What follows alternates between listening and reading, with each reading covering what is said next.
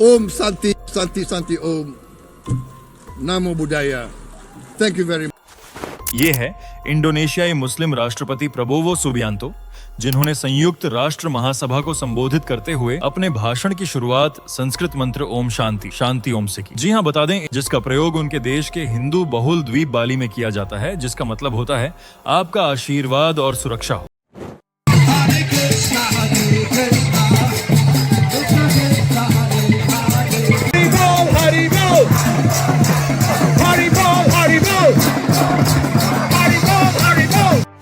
अगर मैं आपसे कहूं कि दुनिया की सबसे बड़ी मुस्लिम आबादी वाले देश में सनातन धर्म का रिवाइवल हो रहा है, तो क्या आप यकीन करोगे? नहीं, लेकिन ये सच है। जिस जगह पर 85% से ज्यादा लोग इस्लाम को फॉलो करते हैं, जहां हर पब्लिक पॉलिसी इस्लामिक मेजोरिटी के इंटरेस्ट के अराउंड डिजाइन होती है, वही देश आज सनातन की तरफ साइलेंटली वापस लौट रहा है। चौंकिए मत, आज इंडोनेशिया के कोने कोने में 1000 से ज्यादा मंदिर बनाए जा रहे हैं। वहीं कुछ साल पहले इंडोनेशिया की राजकुमारी हिंदू धर्म में घर वापसी कर चुकी है, तो इंडोनेशिया के मुस्लिम इमाम हिंदू धर्म को अपनाकर 10,000 से ज्यादा मुसलमानों को सनातन में घर वापसी करा रहे हैं। यही नहीं, इंडोनेशिया के मुस्लिम प्रेसिडेंट श्री कृष्ण को अपना सुपर हीरो मानते हैं, तो कोई गणेश को अपना आइडल मानता है और घर वापसी कर लेता है। इंडोनेशिया की आर्मी, नेवी, एयरफोर्स सबका मोटो विष्णु पुराण से लिया गया है। इसके अलावा आज इंडोनेशिया में रथ यात्रा निकाली जा रही है। कहने का मतलब आज एक पूरी की पूरी पीढ़ी अपनी रूट्स की तरफ खींचती चली आ रही है।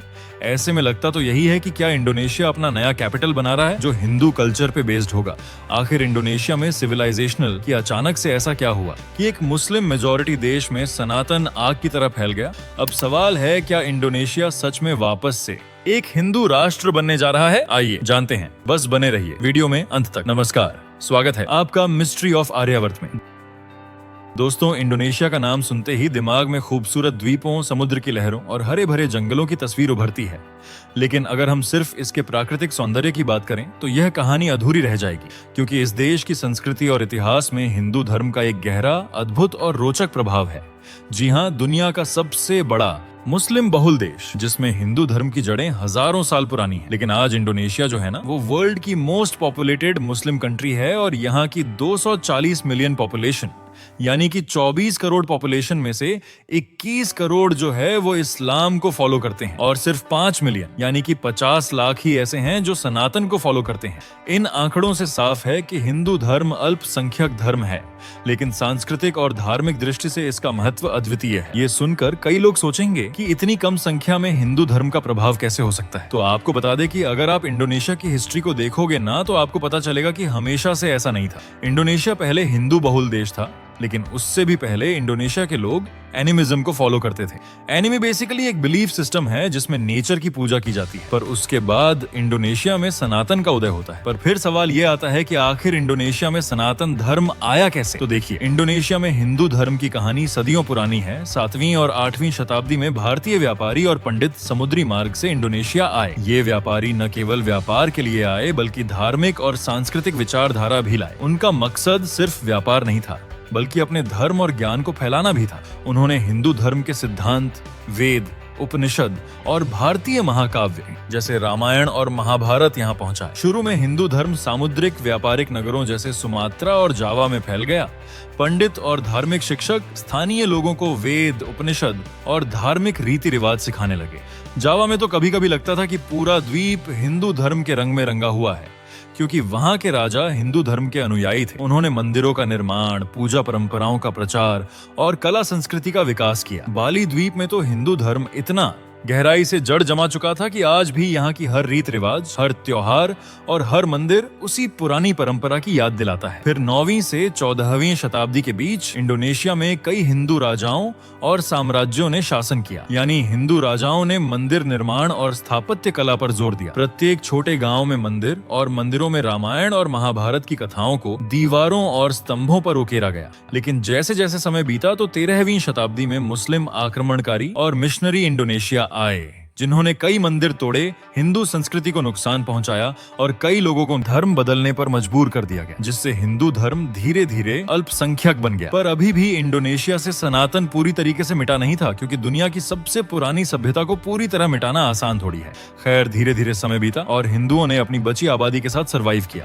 जिससे 19वीं सदी में हिंदू आइडेंटिटी को इंडोनेशिया का कल्चर का पार्ट माना गया और इसी के कारण ही आज इंडोनेशिया के म्यूजियम्स में सिर्फ हिंदू आर्टिफैक्ट्स होते हैं। करेंसी नोट्स पर गणेश की फोटो होती है, फ्लाइट का नाम गरुड़ रखा जाता है। हिंदू फेस्टिवल्स के समय इंडोनेशिया में नेशनल हॉलिडे होता है। हिंदू देवी देवताओं के नाम पर जगहों के नाम रखे गए हैं। रामायण महाभारत के कल्चरल एक्ट्स होने लगे हैं और सबसे मेन बात, इंडोनेशियन मुस्लिम ने हिंदू कल्चर को पूरी तरीके से अपने अंदर एसिमिलेट कर लिया है। और इस हिंदू रिवाइवल मूवमेंट को कोई और नहीं, इंडोनेशिया के फाउंडर फादर सुकर्नो की जो बेटी हैं सुमावती सुकर्नो पुत्री, वो लीड कर रही हैं। उन्होंने खुद ने इस्लाम से वापस हिंदू धर्म अपनाया और उन्होंने यह भी कहा था कि उन्होंने ना रिलीजन चेंज नहीं किया है बल्कि अपने रूट्स को पहचाना है, अपने रूट्स के पास वापस गई हैं। और इसके बाद ना ऐसे बहुत सारे एग्जाम्पल सामने आने शुरू हो गए कि इंडोनेशिया के मुस्लिम इमाम ने इस्लाम छोड़कर हिंदुइज्म अपना लिया है। यही नहीं, इंडोनेशिया में आजकल देखा यह जा रहा है कि मुस्लिम लड़के लड़कियां अपने हिंदू पार्टनर्स के लिए हिंदू धर्म अपना रहे हैं।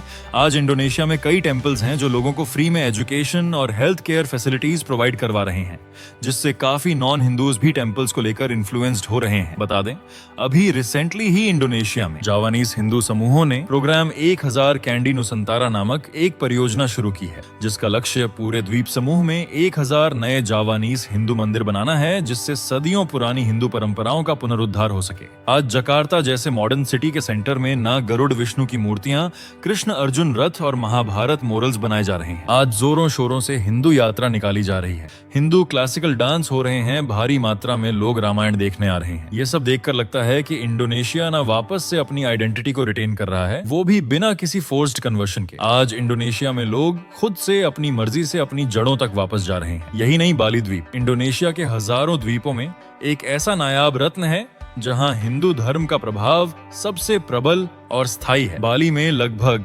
83% आबादी हिंदू धर्म की अनुयायी है। बाली के हिंदू लोग हर दिन अपने जीवन में पूजा, मंत्रोच्चारण और ध्यान का पालन करते हैं। यहाँ के घरों और सार्वजनिक स्थलों में छोटे छोटे मंदिर, फूलों से सजी हुई मूर्तियां और नियमित पूजाएं देखने को मिलती हैं। बाली को अक्सर मंदिरों का द्वीप कहा जाता है क्योंकि यहाँ लगभग 20,000 से अधिक मंदिर हैं, जो छोटे और बड़े दोनों प्रकार के हैं। इसके अलावा हिंदू आबादी जावा द्वीप पर भी मौजूद है। यहाँ कई प्राचीन मंदिर और स्मारक हैं जो 9वीं शताब्दी में बनाए गए थे। जावा में हिंदू धर्म के अनुयायी मुख्य रूप से उन परिवारों और समुदायों में हैं जो पुराने हिंदू राजाओं और साम्राज्यों के वंशज हैं। ये लोग अपने धर्म को निजी जीवन में निभाते हैं और त्योहारों और धार्मिक अनुष्ठानों में भाग लेते हैं। यही नहीं, इंडोनेशिया के हिंदू मंदिर और महलों की वास्तुकला भारतीय स्थापत्य कला का अनूठा मिश्रण है। मंदिरों की दीवारों और स्तंभों पर रामायण और महाभारत की कथाओं को उकेरा गया है। सिंह और नाग की मूर्तियां सुरक्षा और पवित्रता का प्रतीक हैं। लेकिन ये मंदिर केवल पूजा का स्थान नहीं है, ये सांस्कृतिक केंद्र और कला के संरक्षण स्थल भी हैं। यहाँ नृत्य, संगीत और धार्मिक अनुष्ठान